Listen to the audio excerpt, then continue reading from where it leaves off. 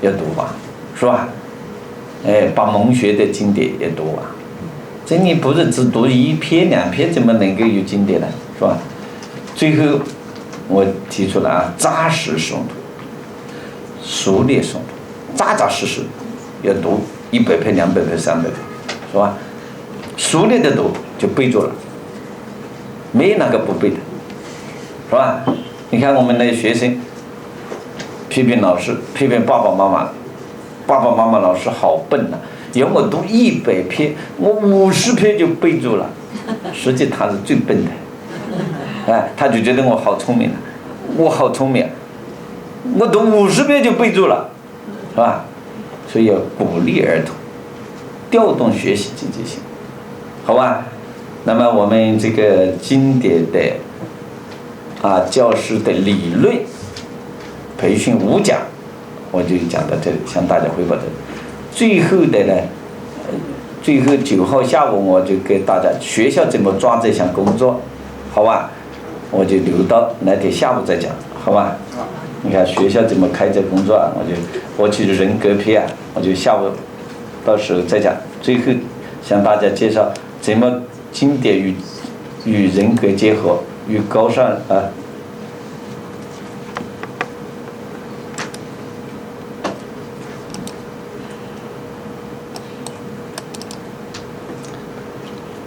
好，今天上午最后呢，我向大家汇报一下怎么来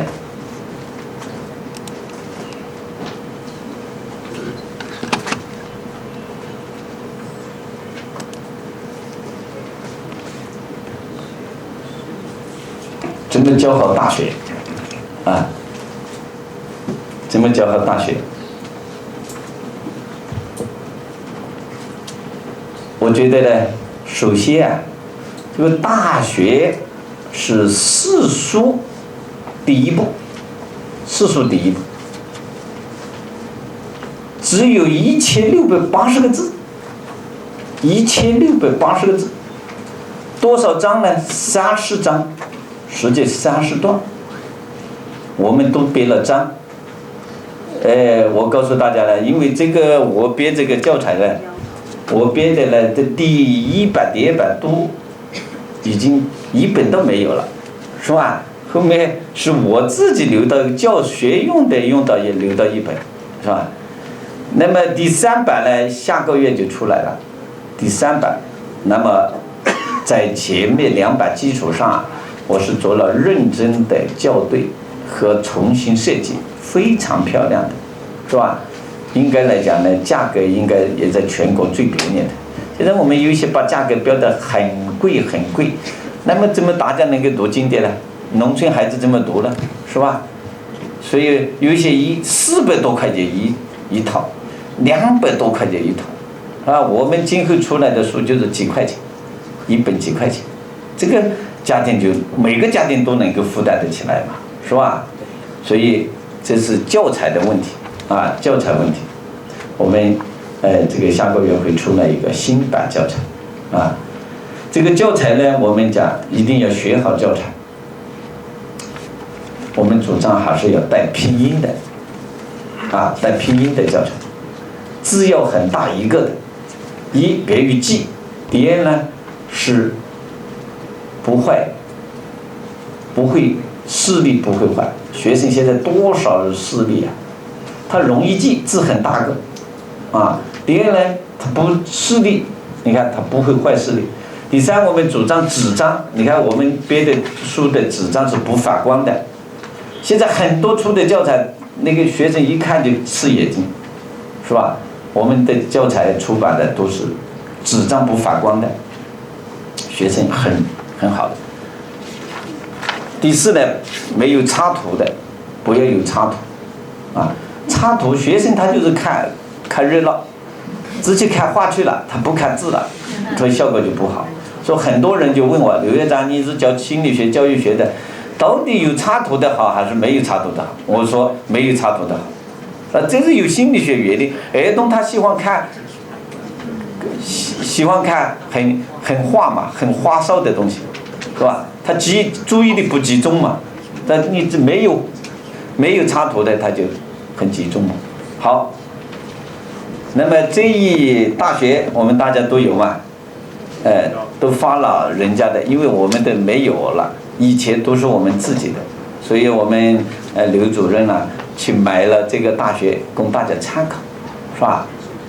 供大家参考，这个书还不错，但是好像也还有几个地方的小错误啊，这个小错误是难免，是吧？只是要少错，尽量不错，因为那个拼音啊，你改了，它印刷厂跌了一下又变了，是吧？确实有一些是改了的，它又变了。大学一共30章，1680个字。那么第一，我们去教大学，首先要跟学生说，这个大学到底谁做的，哪个写的，大家要了解这个作者是谁。所以我就向大家介绍一下啊，作者啊，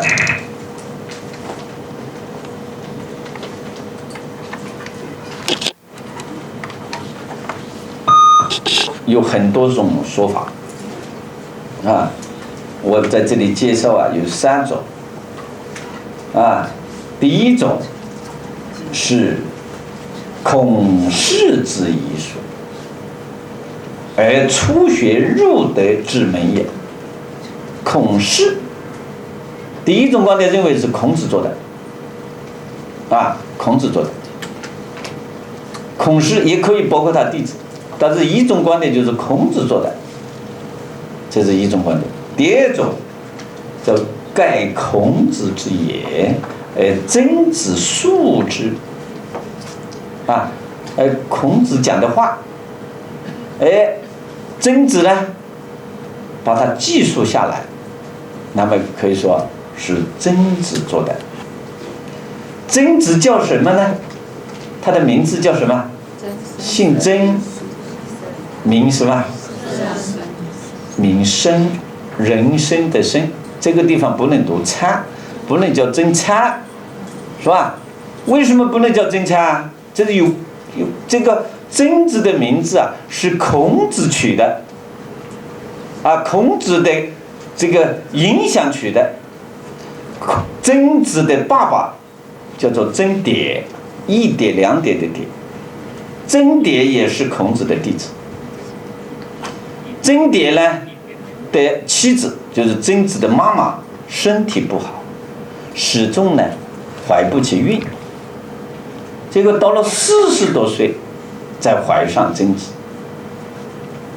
就曾蝶在跟到孔子学习。有一天家里来报信了，曾蝶啊，恭喜恭喜啊，你做爸爸了，马上回去，家里要